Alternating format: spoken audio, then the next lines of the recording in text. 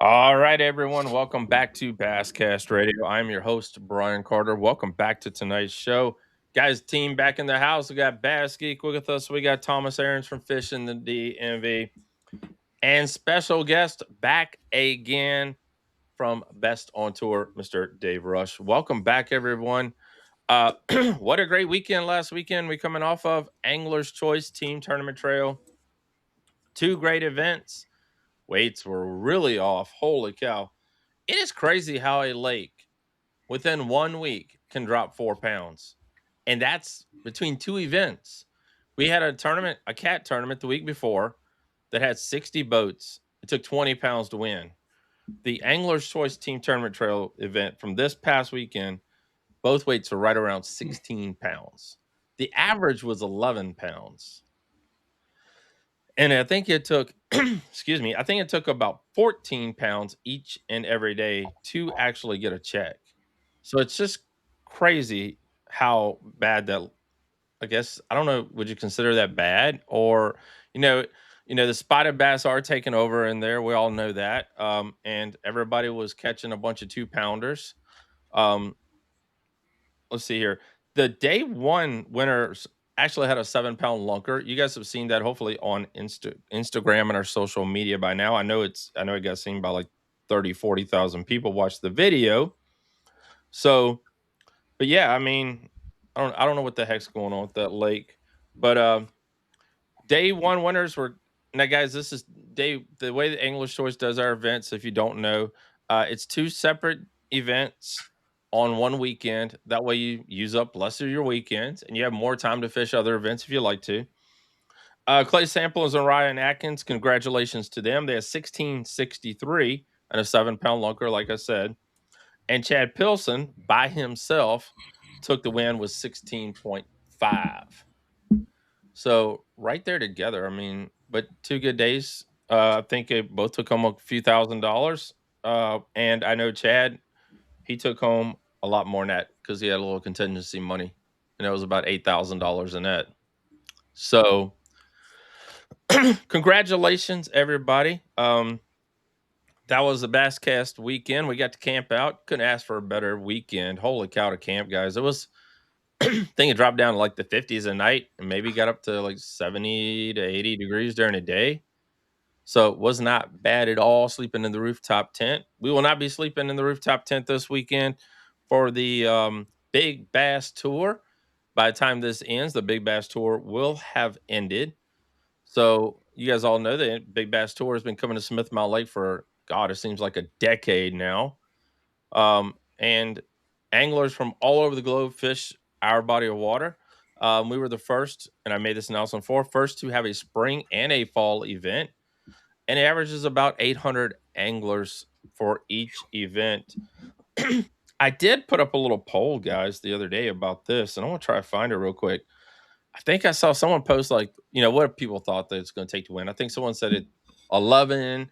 I've seen anywhere between like 7 to 11 pounds, but I've never really seen, the lakes, all the fish are on the beds or either heading to the beds. I did hear that.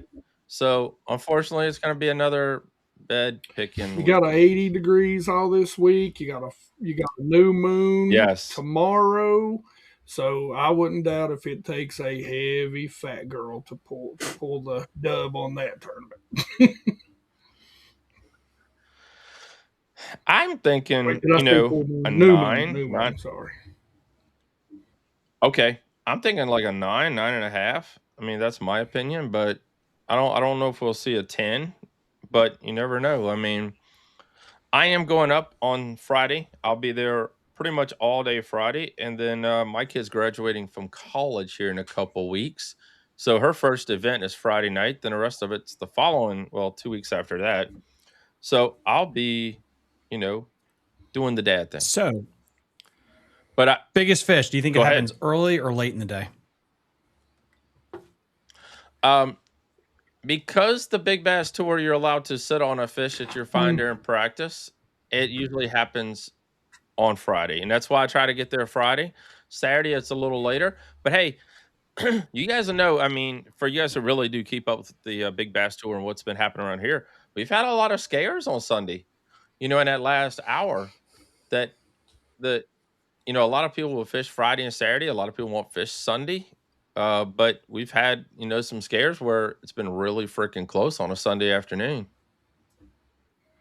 But this thing does allow you to park your boat anywhere, and then when they notify you, lines are in, and good luck to you, and hopefully, it's like you getting everybody gets a chance to find what they think is going to be the biggest one first, and then after that, everybody, like Dave and I were talking off camera, everybody's just trying to collect checks. Yeah, there's a lot of strategy that goes into Be- those things sometimes, Brian. You can cash a check 1st through 10th every hour, and of course, the overall winner takes home a boat. But spawning tournament for the Big Bass Tour, that makes it really interesting, right? Because, like you said, if you find a big girl in practice, you're probably going to want to get right on it, and you can get out there whenever you want to. You just can't start fishing. So I've gotten out there and fished some of them before, and you get out and you're going to the lake. You go across a bridge or something, you see a bunch of navigation lights and people posted up on bridges and stuff,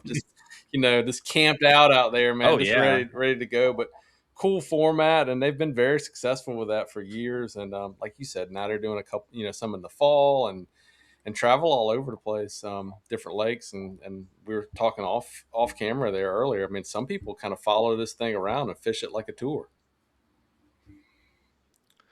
I mean, it's I have seen a lot of people do that, and I mean, a regular tournament pays maybe 10 spots, guys, maybe 5 to 10 now, because we've know tournaments are down.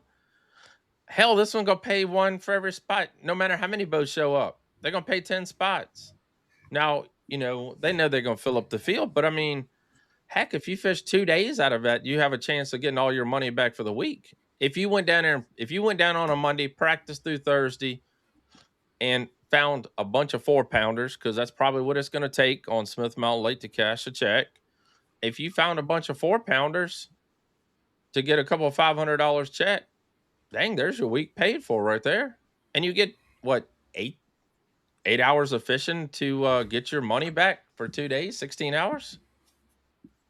I mean, it's like buying a lottery ticket. Not many people play. And a lot of them have the the early entry prize where they give away a rod or a reel or something to like the first couple hundred entrants. So if you're so inclined to jump right in on it and register for, I believe it's all 3 days, you have to do that for. But yeah, a little good incentive to get in and fish all 3 days, and at least you take home something. And we had talked about it. The ones I've fished, I've noticed they've been really family friendly too. I mean, you'll see boats with 3 people in them, and a lot of younger kids out fishing it, with parents and whatnot. So really cool event, and any skill level, you can get out there and hope to catch a big one and cash a check.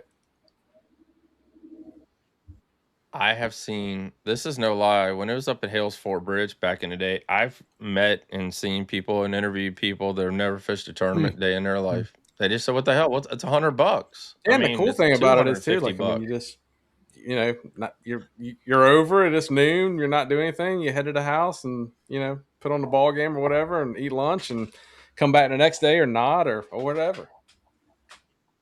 Yeah, I think our last hour is 2 to 3 here on Smith Mountain Lake. So I mean, you're home by 4 o'clock in the afternoon. Still got time to go out to eat with the family. You can launch wherever you want, so it's not like you're having to sit in line with 100 other people and deal with all that. So yeah.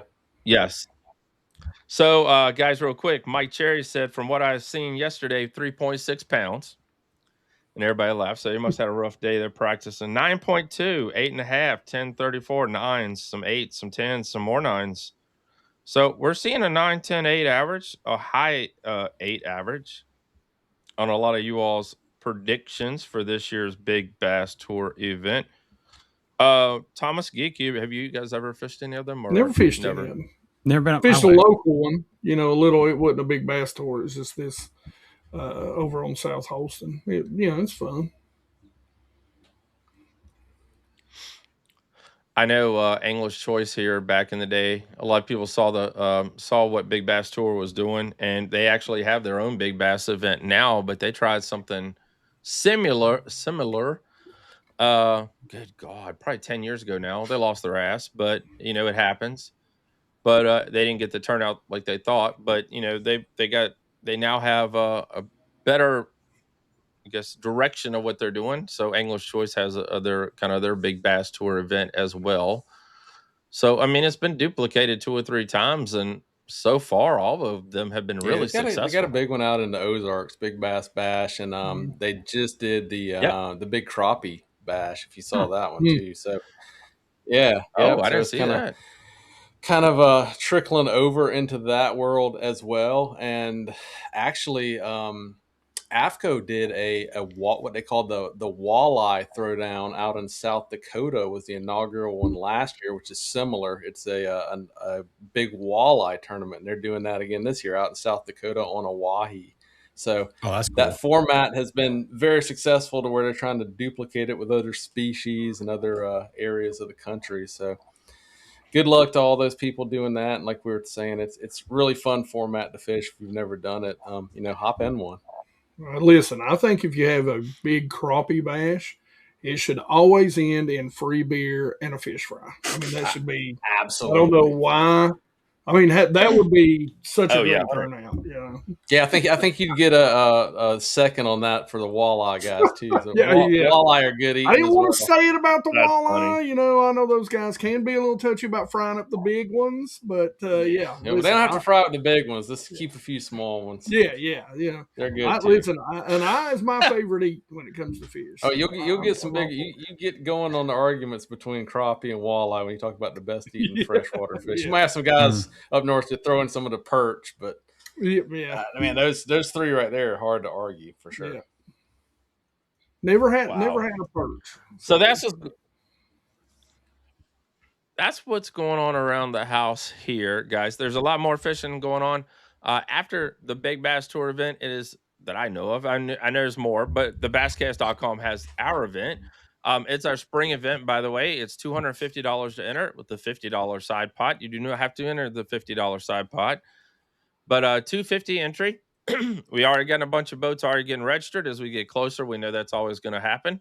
So head on over right now to the basscast.com, click Basscast tournament schedule, and get signed up and registered today. Pay your entry fee. I know a lot of you guys are probably going to pay at the ramp, but if you could, we'd love for you to pay online as well, which will help that morning. So get ready for the basscast.com, and all the information, the breakdown, the payout, everything you need to know about this event is on our website. So head on over right now and check that out.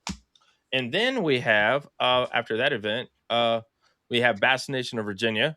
And then I think right after that is a Cat Championship back down on Bugs. Bass Nation of Virginia, by the way, both are going to be on Bugs Island. So I'll be heading back down there for the next couple of weeks. And then after that, we'll have to look at the schedules because that's going to be in the middle of May. It's crazy how fast the season goes. It's already rolling, man. We're a quarter into it, but I think we should start a petition for all tournament directors for people to register online and not register at the ramps the day of. I know some local tournament directors that have been pushing for it for years, and man, people still love the morning of registration, Brian. Mm-hmm. There was a guy down at Bugs Island, not bringing his name up at all. Does it rhyme with something? Pretty decent dude. No. But he would I grabbed his rules, guys, and we've talked about this before. I grabbed his rules, and I think if you paid at the ramp, it was an extra $10. So he worked at a store. It was a tackle store down there. So probably everybody already knows. But I think you could register at the tackle store before. You had up so many days he was working, just stop in, buy some tackle, get paid up.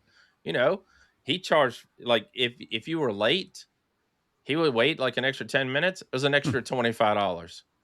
I mean, he charged for everything. He said, you guys are grown ass men. And if you're going to play these games, I'm going to win the prizes, not you. Yeah. Craziest thing is, they're starting to they bump up like $25 late fee, stuff like that, and people still do it. I don't understand, but to me, like, we're in an era where you can register online. Everything can be set. If there's any issues in the morning, they're way easier to handle than, trying to do everything manually there in the morning.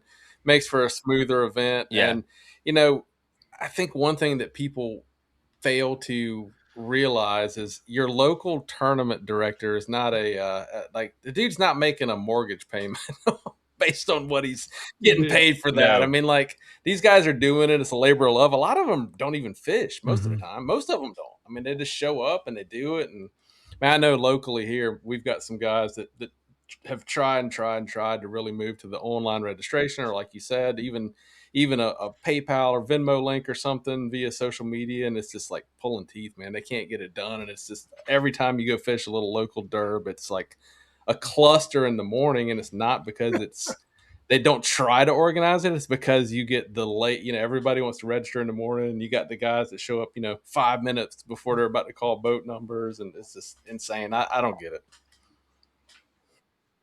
Yeah, I would, I would have hoped everyone during COVID, even after COVID, people still kind of went to the online registration. By now, you know, I know Big Bass, you can't pay at the ramp. I mean, but you'll sign up. What is it?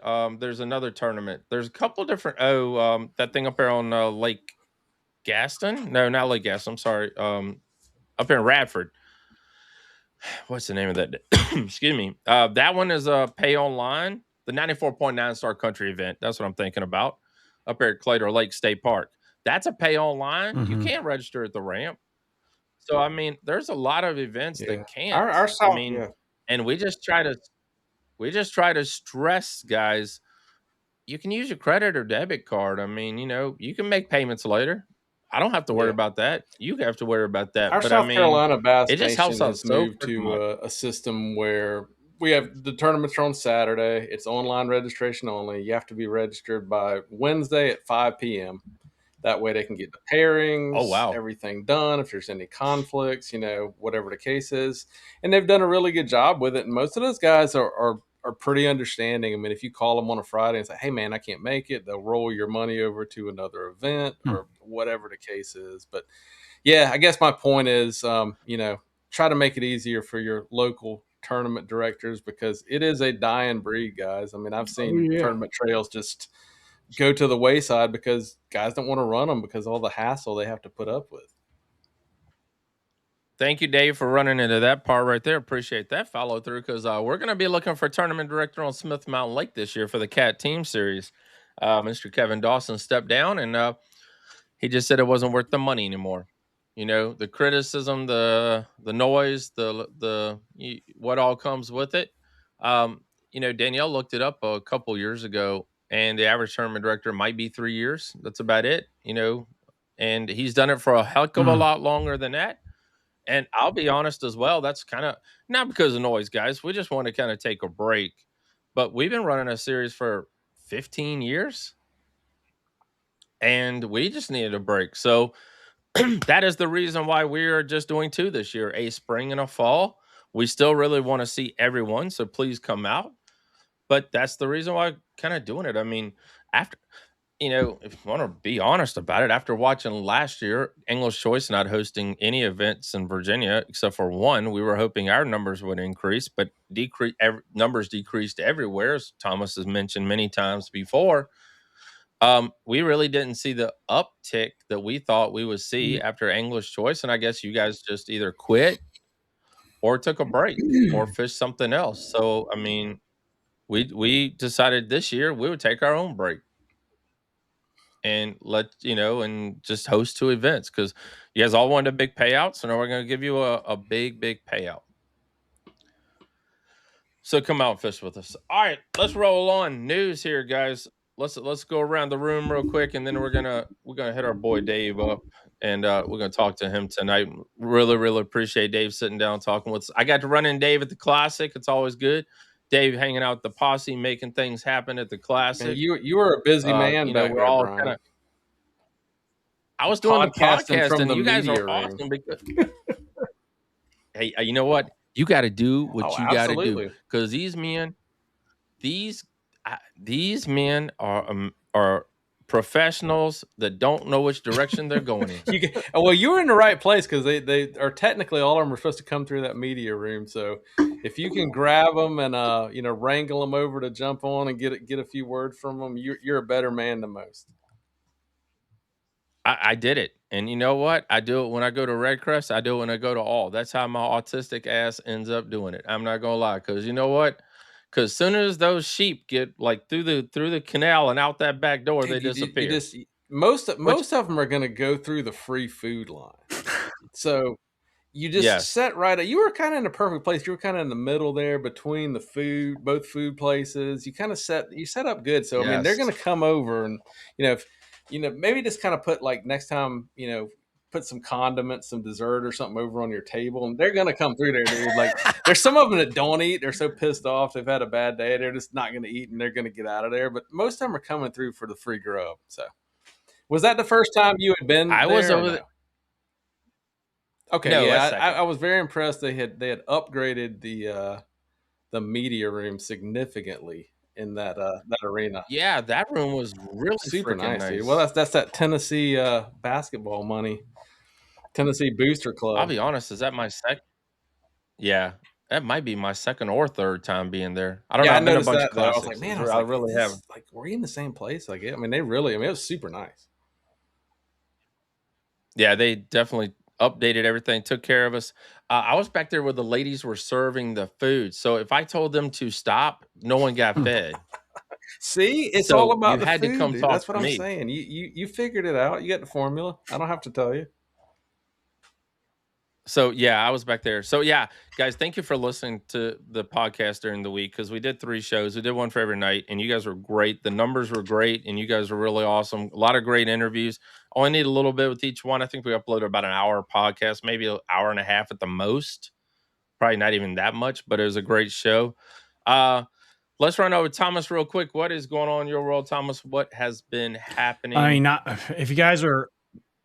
Besides you're close to Patreon members, you got a lot of those. I mean, you're getting close on that end. Oh, no. So there's a lot happening. Well, let's start with the things that people actually care about, which is, so the Potomac River has been voted the most endangered river in the United States of America. I wonder why.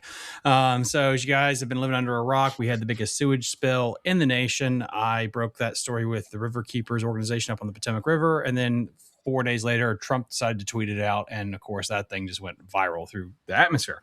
It has been contained completely, which is a good thing. I think the river is going to be back, no issues, by probably about midsummer, generally speaking. But again, the virality of a literal shit river next to the river, that's not going to go away. And so it's going to take some time for it in the media to kind of heal. BFLs, they haven't decided to switch off of it. We did have a phone call about a month ago, because you guys don't know, I'm on the Freshwater Advisory Board for Maryland. We did have a phone call with some people from BFLs about that, but we, again, and that's why I mentioned to them, there was no issue. But again, it's not about whether it is an issue, it's the perspective of there is an issue, if that makes sense. So we will see how long it takes for the Potomac River to kind of swing back the other way and people aren't afraid to join it. So stay tuned. So I got that. Also, Brody Lucky, you brought that up as well. Broderick Lucky, however anybody wants to say it. Dude, is he, I have to admit right now, is he probably one of the best anglers in Virginia right now? He is the new Jeff Luger, Jeff Freeman. He's the hottest. He really is. I think when you look at data sets, going for 2 years is such a dot on a beach compared to a 10, 15, 20-year career.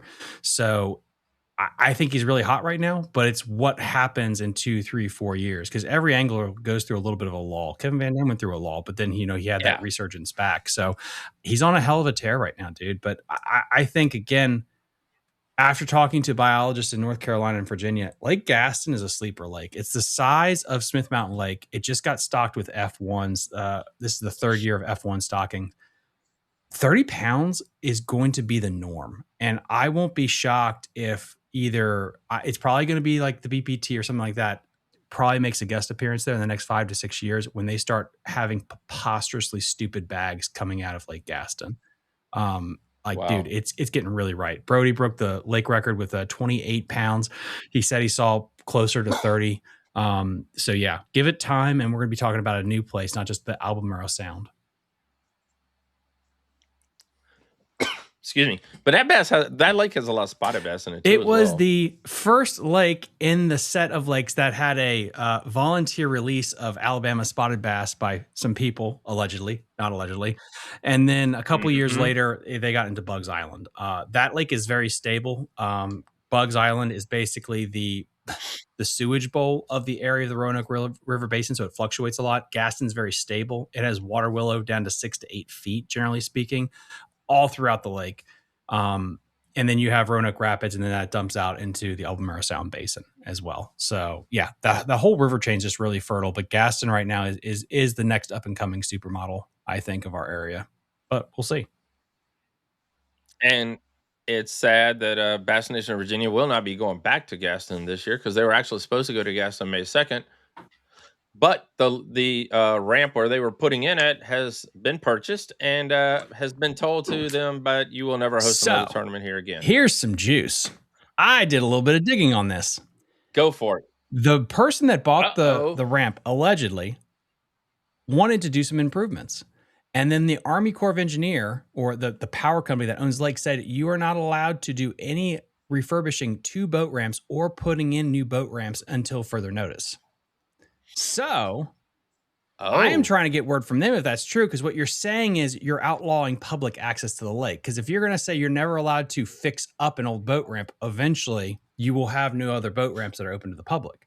It's kind of like what Lisa Vania just did with the Potomac River, the biggest marina on the Virginia side of the Potomac. They're going to put a boat cap on trailers starting, I think, Memorial Day weekend. So they will have a cap, and you can reserve a space. So if they have too many spaces reserved, they're going to boot tournament directors or tournament anglers off the list. So that's coming down the pike too. Wow. Fun times in Virginia. I agree, Geek. That is a good point. No, I mean, yeah, based on what Geek was saying right there, very well spoken. But yeah, it's just this slow creep that you have to be willing to get out there and vote on some things like this. You have these homeowners associations, you have these different stakeholders, as we always hear. And if you don't go out there and actually vote, you will slowly lose your rights. I keep talking about Lake Manassas on the show, where a developer just bought up around the lake. The lake is technically you're allowed to fish it, but over 8 years, they just bought up around it until it's no longer allowed to be fished. And if you guys do not say something now, in 10 years, you will lose your ability to hunt and fish certain areas in Virginia. Yeah. I see. There he is. That's a really interesting point. You know, we kind of have sort of a different, I say issue, but situation in South Carolina. A lot of the lakes are Corps of Engineers lakes. Mm-hmm. So you have a separate set of people who, complain about all of the regulations and the Corps lakes and what you can do, what you can't do with your property, and what the Corps does with their property and the lake management. But it's basically you're either dealing with government entities or private developers. Kind of pick your poison there. So it sounds like you guys have a different subset of issues in Virginia than we do in South Carolina. Yeah, and Bugs, Smith Mountain Lake's owned by a power company. Bugs is Army Corps of Engineers, like you guys. Gaston got bought out by a power company. And then the other thing we have to think about too with Virginia, and I don't want to do apocalyptic, is big tech and data centers. Virginia is the hotspot for that, but there have been talks of different factors like Microsoft or NVIDIA looking at some of these big lakes down south, like, ooh, we could use this for power. And they have the checkbook to buy these lakes out. You think this is apocalyptic, but this could be our future for some of our lakes in our area. No, it's certainly happening. So yeah. Around Clarks Hill Lake, for instance, in the Augusta, Evans area on the south end of Clarks Hill, there's some big things going on with data centers and whatnot, and obviously people are concerned, like, how is this going to affect the lake? How is it going to affect the lake levels? How is it going to affect accessibility and power and generation, everything else? So it's definitely upon us. It's a real problem. Mm-hmm. We still can't hear Geek. He ain't listening to his messages. We need you to listen to your messages, Geek. Hey, you know what? Guess what? I sneezed a minute ago and muted myself so that you didn't hear it. Well so done. There you go. It hid that back, on everybody. there. So sorry about that.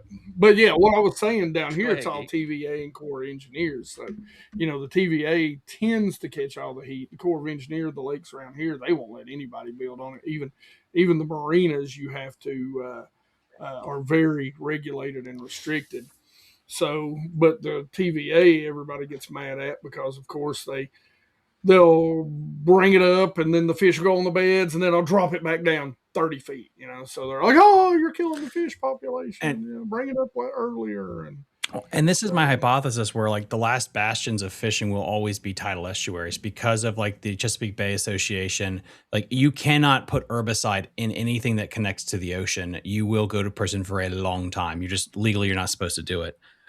So Albemarle Sound, Back Bay, Potomac River, like they do have their issues every now and then, but in general, they will have the best habitat in 100 years compared to every other place because it's just the way it's structured with the red tape, and the red tape protects it in a weird way. So, well, you guys all know here, last year we got the letter that, the Army Corps Engineer was starting to charge a fee to host a tournament, and it was like way up in the hundreds of dollars. And then on top of that, if you had X amount of boats, if I remember correctly, I got rid of that letter. I had it around here somewhere. If it was over X amount of boats, then they want to charge a percentage of the winner fee, the winner's amount. Like if they won like 10,000, they won 10%. Same in South Carolina. Dude, don't get me started. So I'm also on the other board in Virginia. Because you guys don't know, Virginia's going broke when it comes to the wildlife, the department. And we also were hearing about how NVIDIA's coming in and they're going to spend like $90 quadrillion building data centers. They don't get any of that money. So it's crazy. Like you said, Clark's Hill, they'll come in. Somebody's going to get a lot of money for them coming in. But why don't you make boat ramps free? Tell them to fix them up. Like they have the money that they could actually kind of do a nice little handshake and make things better for outdoorsmen. It won't happen.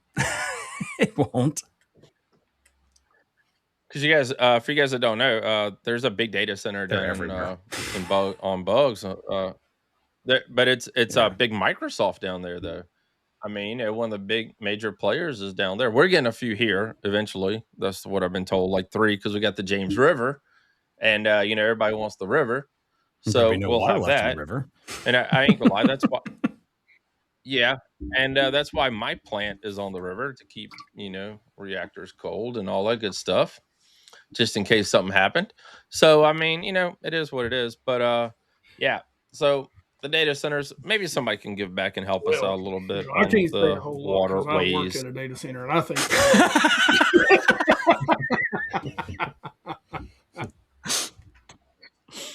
So let's roll this on over to Bass Geek. What else? Oh, wait a second, Thomas. Real quick before we jump off you.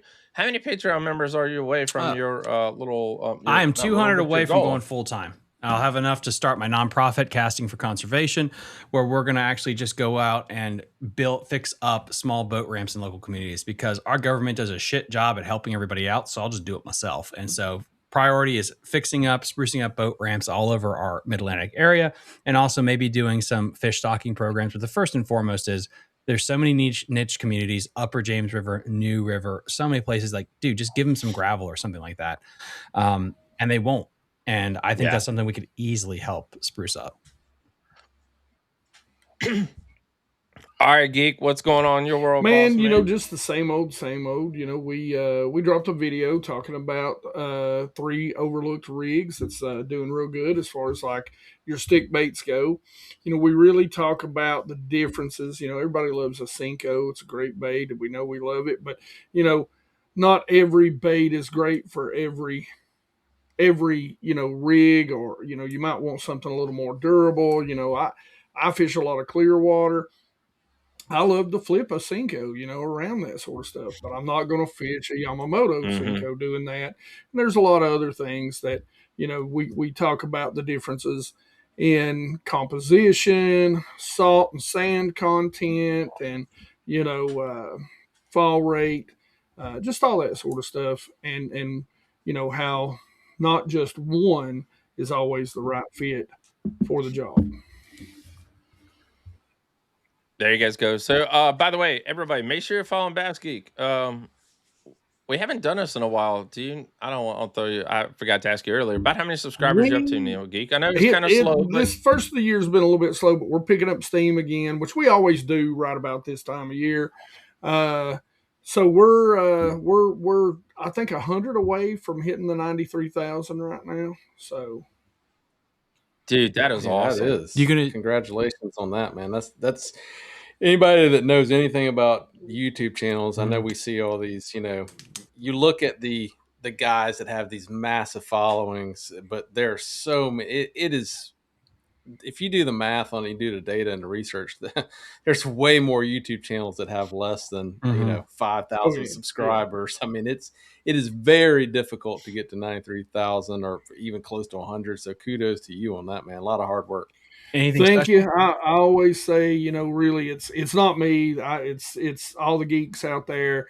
I'm just a fat, dumb redneck that loves to talk about fishing. The only thing special about me is the 93,000 people that hang out. And, some of them call me a fat, dumb redneck, but I'm okay with that as long as they're watching. So,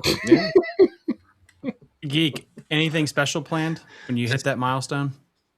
I want to do a giveaway, but I haven't even thought about it right now. Like, I'm just trying to focus in on trying to get things going right now. There has been a drop in views just across YouTube. They're pushing the shorts really hard.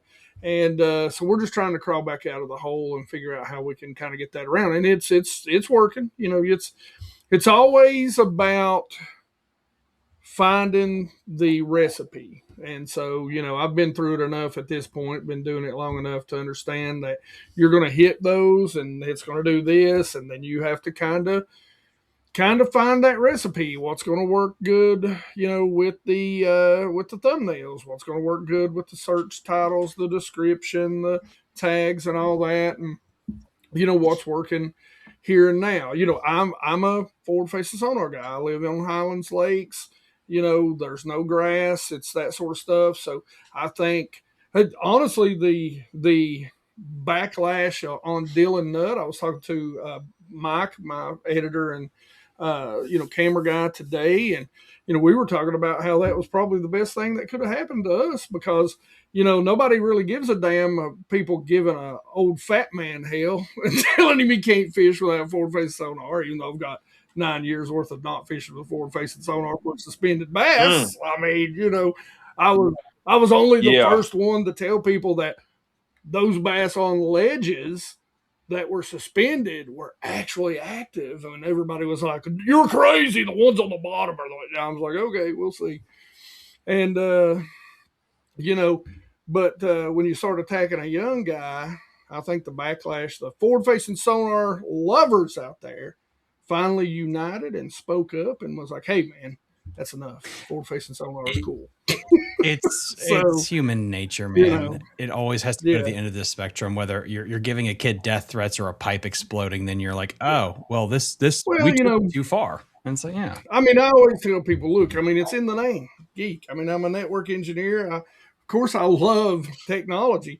I've been in the boat with some of the best ledge guys on the Tennessee River, and and learn how to do that sort of thing. So, I mean, I've always fished highlands, clear reservoirs, and so I've always fished deep. And so that's just that's my background. And I think once the change into forward-facing sonar, it kind of hurt us because it divided everybody so much. But as I said, the live scope sales are only going up, and I think people are finally coming around understanding that it's not spotlighting deer, it's not hunting, it's not the same. If you crawl into, I had an argument that I shared with you, and I won't share the guy's name. I won't share his name. But he was an elite. Right. He was a Bassmaster elite, big name. And I basically told him. He said he equated live scope fishing to hunting with a drone, and I said, or a thermal drone, and I said, no, it's hunting is more like, or fishing with live scope, you finally get to see the fish. Hunting would be like only using your maps, only using your what you can see and then getting into the tree stand with your eyes closed and just shooting away. That's what you do when you fish. That's the comparable. What's the logic there? I don't understand the hunting crossover because I don't have a 50 cal in the front of my boat. Well, Blockhead started it, of course. He was the one that said, hey, well, it's spotlighting. But, hey, look, I'm from a redneck part of the area deep in the Appalachians, and I always say spotlighting, it's 100% kill rate. I know people. You know what I'm saying? I don't do it. Listen. Any of the places out there, I just know people that know. They got statute limitations. Yeah. Bruce, there were some kids up the street. Don't let them out. Last year before last got in trouble for some spotlighting. They don't toilet paper your yard now. They burn it down. What are you talking about? Don't rat them out. I didn't rat them out. Don't worry. The old lady across the street from the field ratted them out, and there were cops at the field waiting when they came out. So, but anyway, I just and she didn't really care. We're building back up, man. We're hitting it. It's been good. I enjoy it, and you just gotta go through it. Hey, like I said the other day, before all the Coike craze, who was the first guy to put a Coike video out? This guy. So we're always on the edge. By the way, guys, our sponsor. By the way, our sponsor, Missile Baits, has got his back in stock for a limited time only. So that's the hottest bait on the market right now. I mean, when Dave saw it, I know Geek saw it as well at the Classic. Limit of 2 at most vendors' tables. I mean, I think everybody just went around and bought 2 of each one from every table. So I got a crazy Coike story for you. Oh yeah, I want to hear this. So, all right, go ahead, Dave. One of the companies we work closely with on the marketing side is Spro. So Spro is the North American distributor of Hide Up. Okay. Yep. So we have a yearly media event where we bring in members of the media, pros, for a few days, get a bunch of content, have a good time, whatever the case is. So last year, Hide Up was their first year there. So they kind of have like a meet and greet the first night where everybody meets the brand representatives, the pros, whatever. They've got their table set up, a bunch of swag, whatever the case is. You could have walked out of there with boxes of Coike. Yeah. Like everybody was just looking at them like, I mean, and you know how it is. You go to one of those things, people are grabbing, they're being respectful, but they're going to grab stuff. And I mean, everybody probably got one, but they would have been super fine with you, grabbing 10 of them and walking out of there. And everybody's like, what do you do with this thing? What do you do with this thing? And so I actually got a chance to spend a few sessions in the boat with those guys from Hide Up. And I mean, everything you are seeing now that guys are doing, we were at Lake Hartwell. Everything you're seeing, those guys have been doing it. The story, which is even more insane, is that bait it is so old. Mm-hmm. It's been around forever. Yep. And it never translated. It wasn't, people it just didn't pop over here. They didn't know about it in the States or whatever. But and we sat there and watched those guys with a free rig, with a wacky rig, whatever. I mean, they were just like, we'd go out, we'd do some media, they'd fish around, just catching fish after fish after fish at Lake Hartwell. When and it's around the herring spawn and all the pros and stuff are throwing walking baits and fluke baits and stuff like that. And these guys are just catching them. I mean, all the information was there. Like everybody that was at that event, media wise, pro wise, had, the upper hand. And like, I feel like nobody walked away with that, like it was right there, guys. But I mean, myself included. I mean, I grabbed one, but when I was like, when I started having, I was like, man, like, I got a few of those laying around somewhere, Dave, you've been covering the sport for a long time, and I think it's fascinating with the incursion of social media, the time frame of bait coming to market before it takes off. Chatterbait, whopper plopper, glide, minnow fishing, and then you have now, I think the hairy dice is the next latest and greatest. Like, is it ramping up the time between it? I guess it catches fire and people start using it, then it hits social media peak, and then we have the craze. Like, have you seen that change over time? Oh, for sure. I don't think it's a secret. The access to information is at an all-time high. And I think that's what it boils down to. It's pick your poison, whether you're a TikTok guy, an Instagram, a YouTube, whatever the case is, whether you hear about something and want to learn about it very quickly and go out and practice it yourself and get very proficient at it, all of the information is there at your fingertips. Whether you are just a casual fan who searches, random things on YouTube about fishing or whatever your social media platform of choice, the algorithm is going to feed you things that maybe you didn't even think you needed to know about, but it's, something. If you've searched any sort of JDM products before, you're going to get fed all of this stuff to where even me, I mean, and I have, like I said, I have, very inside access to stuff with Spro being the distributor of, they're distributor of Hide Up, D Style, Engine, like all of these really cutting edge Japanese bait companies that are bringing all of these things over to the U.S. market. And so I follow a lot of the stuff now on different social media, throughout the day with my work and whatnot. And I'm seeing things like, man, I didn't know that existed. I didn't know that existed. I didn't know that. Yeah. So without question, it's so much. It's so much. It happens, to your point. It can happen so much faster. Yeah. What I do think that it's been, I think for the longest time, and I think there's some validity to it. We've talked about this, I think, on other shows that I've been on with you guys about how these companies market debates and whether you need the pros as much anymore, whether you need influencers or whatever. What I saw with the Coike specifically, to me, just my opinion, is this took professional level success, or at least open level, high national tournament, regional level success, attributed to that bait popping off. Agreed. I mean, it did. Like, if there were guys that, had it, because the truth of the matter is that there were Japanese anglers on tour who were being very successful with this bait for a few years, who were doing a great job at hiding it.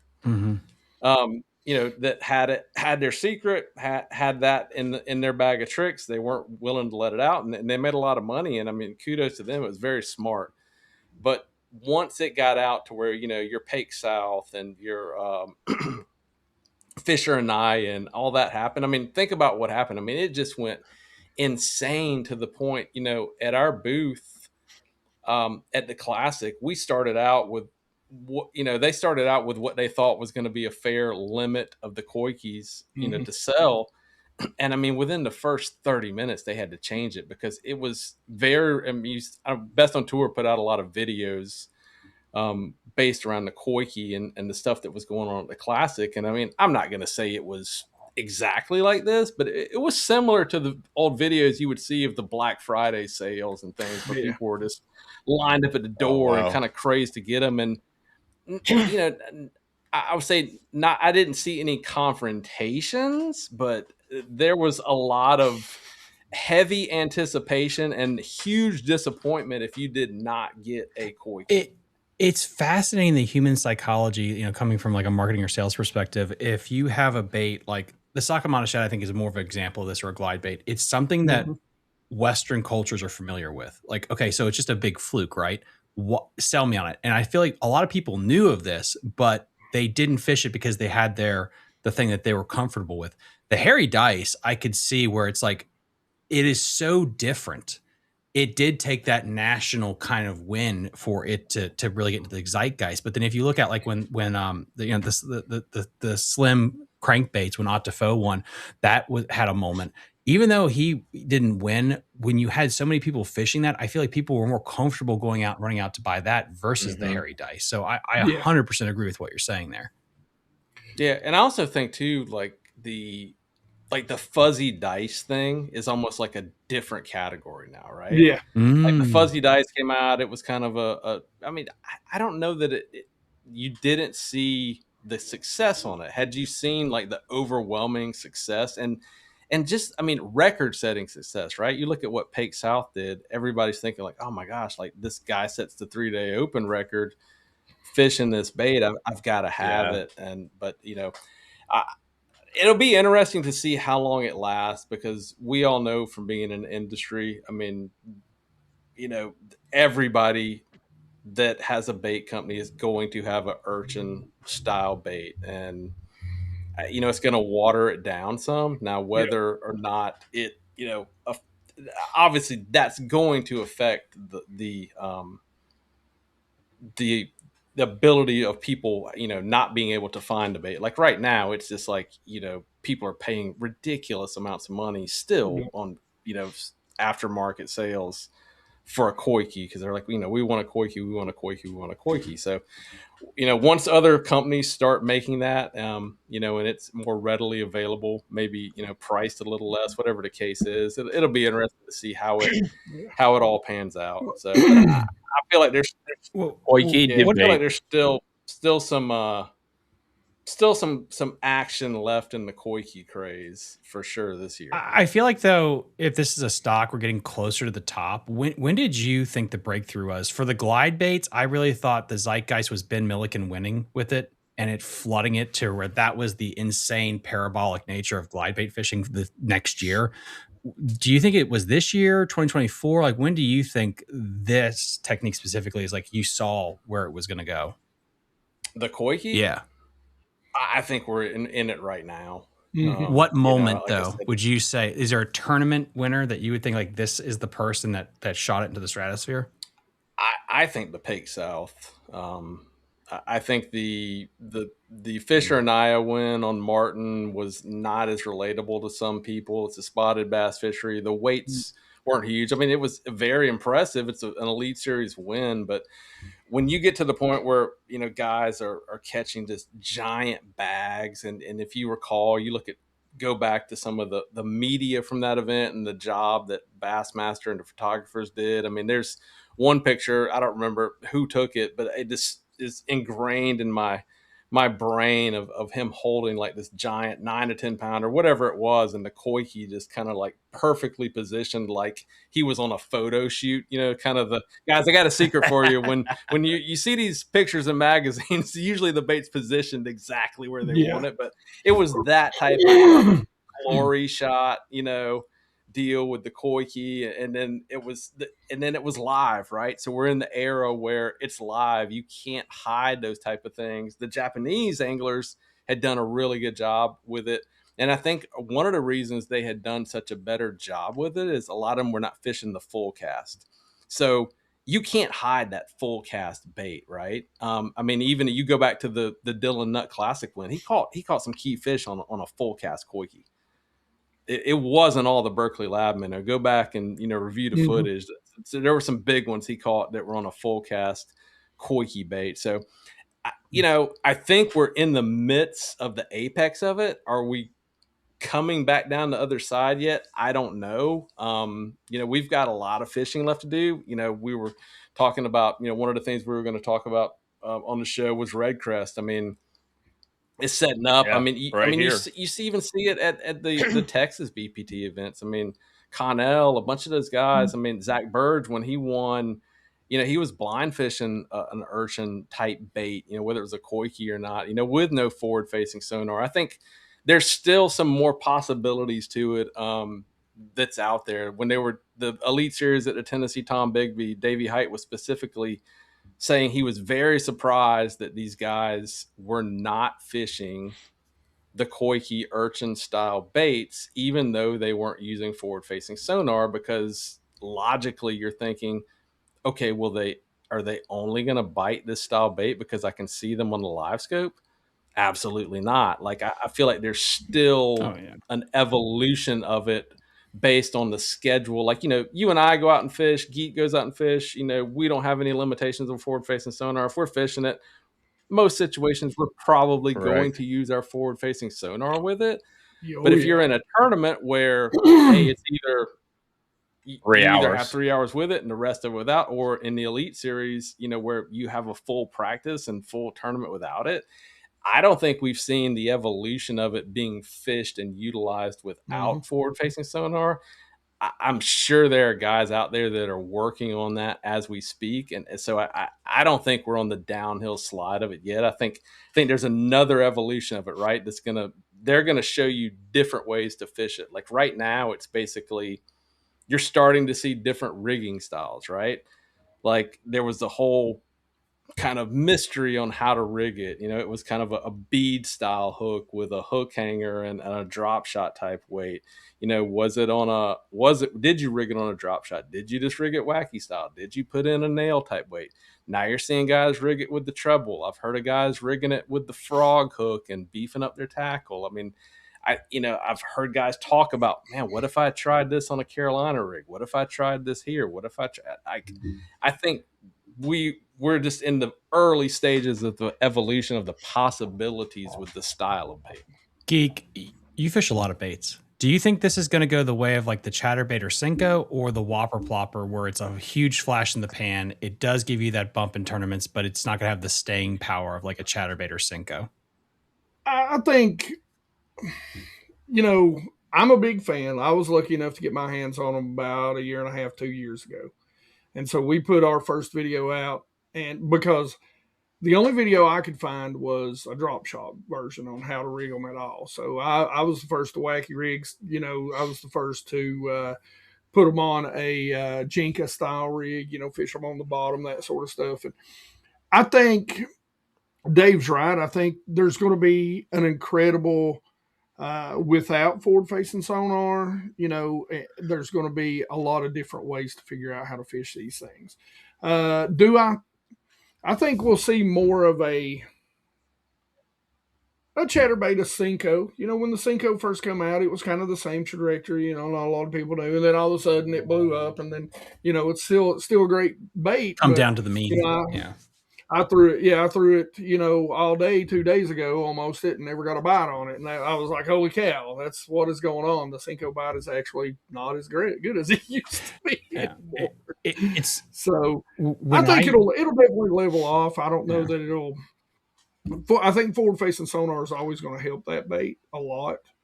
Because it's all or nothing. Because like at least when I use it in the friends, they're either on it or they will turn and run. There is no iffies usually with that bait, which is very interesting when it comes to the fish behavior.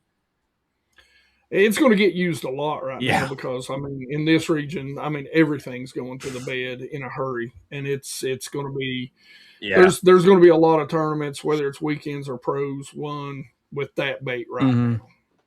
Yeah, and one of the first. Will it play a role this weekend, guys? Yeah, one of the first times I heard of it being used was guys were using it down the full cast one down at Okeechobee on bedfish, and that was really before I had heard of anyone using it, forward facing sonar. That's funny because literally I have had multiple guys this week text me. It's like, man, how would you rig that for the beds? I was like, yeah, do this. I will give you one tip that the Japanese, the gentleman from Hide Up gave me that makes a whole lot of sense that I've seen people make a mistake about. You do hear a lot of people talking about hookup ratio and losing a lot of fish. Where they bring out the point of the hook, no matter whether it's full cast, 17 millimeter, 13, whatever, they trim a couple of those tentacles away to give a little bit more, surface area for that hook to penetrate. And it doesn't hurt the action. You're not going to lose the whole action if you trim a couple tentacles. But yeah, that was one thing that they were very adamant about, kind of trimming away where your hook comes out. So there's your Coike. It's kind of the same thing we do with the frog. Or even a jig for a better hook set, or jig, Not going to get it away as much, but mainly more the jig. Weed guard. And there's so much stuff. You think about it, like there's so much stuff that those guys have that there's already something new, guys. There really is. I'm not saying I know what it is. I'm just saying there is. There's something that it's probably better than the Coike, and it's already out there. So the crazy deal is we see all these baits, just like I kind of shared the story about the media deal last year. You see stuff, and I think I'm speaking myself. Oftentimes you're closed minded as an angler, right? Mhm. Like you look at a bait and you're just like, dude, is this gimmicky? Is this? Is it that? And a lot of them are for sure. But every once in a while, there's something that you look at, you're like, there's no way, and then you're like, man, I could have had that, to myself for the last year. That's so funny because that's one of the things. Like I've been lucky enough, like I work with Duo, I work with Drink Crazy, I work with a couple of different Japanese companies, and Demiki, from Korea, and I'm lucky enough to kind of get to know these guys and get to hear some things. Thank God, and I really enjoy getting to do it. And I told me and Mike was talking today, and I told him, I said, I said, it's interesting to see what they're bringing over and what they're getting, but it never fails when we drop that video. Like we dropped the Skibble video, and I think it's got like 300,000 views at this point. You always get this sort of this cutting edge thing where you get your core group of guys that are loving it and they're like, oh my God, that's crazy. And then you always get those guys, well, it's designed to catch more fishermen than fish, and that's the Coike was the same way when I put that out, and they were like, oh, things like gonna be great. And now I bet those same guys, they done forgot about leaving that comment. They're out there, they're the ones at the Classic just buying them for everything they had. So it's, but you're right. When the pros catch, a big bag like that, that just legitimizes it. It makes everybody stand up and take attention of it. Yep. All right. Well, that's tonight's show, everybody. There's 1 hour. But no, that's really good. No, we are at a 1 hour, by the way. You guys all know I like to keep it around an hour. But we never really get to talk about Redcrest. We got a Redcrest event that will already been over by the time we finish this. It's going to be a betting event as well. So we'll see. They're calling for big weights, so we'll see what the heck happens. There's a Bassmaster Lead event going on the Arkansas River. Well, a lot of these anglers that are kind of in a slump right now, John Cox and a few other anglers, kind of be able to recover. This is John's time. We all know John loves the river. And there's more than just John that kind of needs some wins. You know what I'm saying? I mean, there's the young kids are dominating, and we're starting to see the switch. So there's a lot of anglers that do need to win. So we got 2 big events this weekend that you guys can watch fishing all weekend live, on top of keeping up with what is going on Smith Mountain Lake for the local anglers on the Big Bass Tour. Guys, keep up come to Smith Mountain Lake. It's a beautiful body of water. It does get a little trafficy. I'm not going to lie to you guys, but we fish night tournaments here, daytime tournaments, half a day Saturday tournaments when it gets hot. And I just heard this year, I think, don't quote me, that there's a senior league that fishes like 1 day a week for about 4 hours. And, it's during the middle of the week when no one's really on the water. And, you just go have a great time. And I can't remember the entry fee. It's not a lot, but don't quote me. I think I heard that this year. I see so much social media I'm stuff. 52. Am I eligible yet? It's like Dave was I think I'm almost there. But, Dave was talking about social media earlier. It's kind of funny how people even Gary Vaynerchuk says social media is dead. It now shows you more crap you don't want to see than the stuff you want to see. And a lot of people are giving it up. Yeah. I mean, is social media dead? Gary Vaynerchuk said yes, 110%. So, I mean, guys, this threads that they created, I'm not going to lie, they pushed it. I did not sign up for a while because they said, it'd be the Twitter killer. And you'll now be able to see all the content you want to see, that you actually want to see. That's what I mean to say. That didn't happen either. So, video kill the radio star, the music star. Something depressing. Something like that. Enough, right? So what's going to come up next? Close enough, what's that? Right? Close enough, yeah. So what's going to happen next on that? Dave, before we run out, thank you for being on the show. We need to get you back on. Heck, if you want to come on next week, we'd love to have you because we can recap it all next week. We got a lot going on. So I'm actually headed out tomorrow. I will be in attendance for the Bassmaster Elite Series at the Arkansas River. Nice.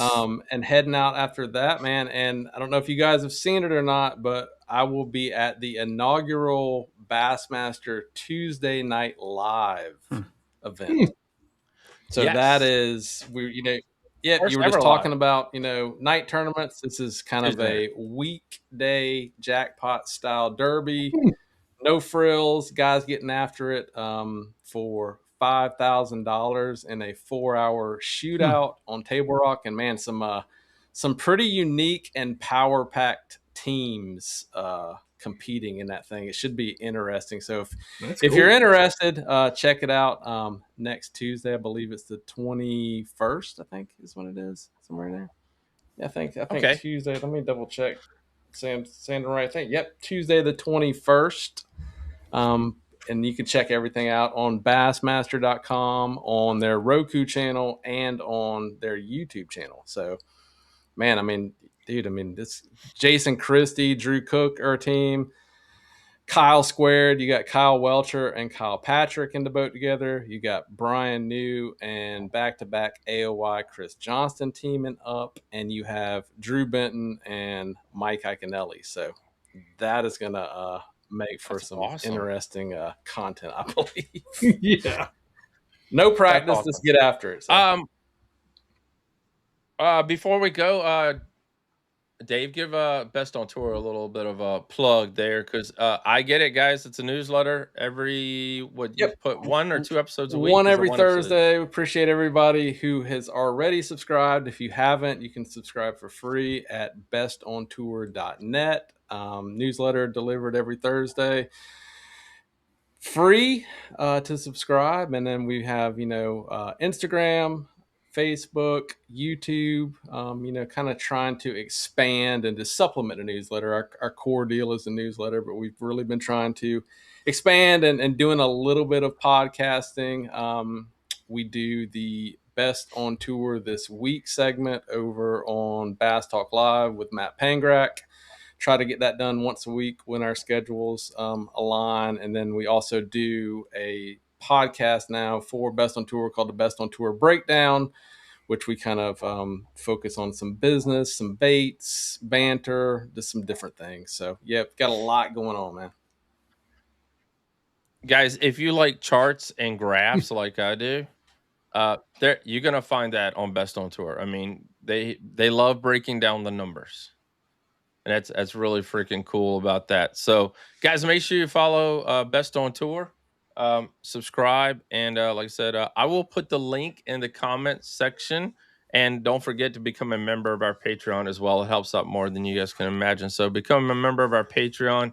Any other parting words before we go? We got to get the geek to his subscription level, and then we need to get the Fish in the DMV Patreon up there so we can help some of the fisheries in Virginia. That sounds like a great cause. I'm going to get with him off the air, and we're going to do something in that in Best on Tour and with Bass Geek to try to get us across the finish line there. So maybe next time we're on, we can have a celebration. Thank you.